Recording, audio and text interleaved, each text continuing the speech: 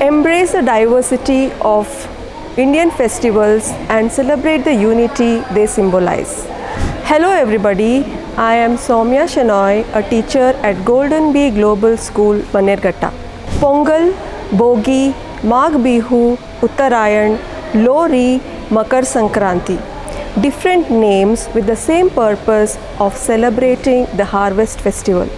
Pongal marks the end of the winter solstice and the beginning of the sun's journey into the Capricorn in the northward direction, thereby announcing the arrival of spring.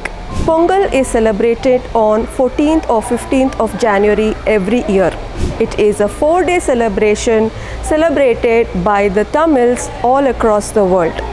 Pongal literally means boiling over or overflow.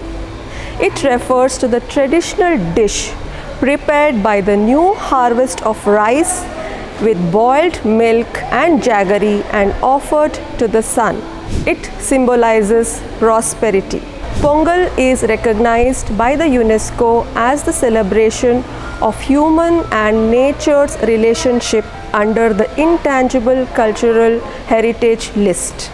It's time to honor the sun, the nature, express gratitude, strengthen community bond, and pray for abundance of wealth and health. Happy Pongal everyone.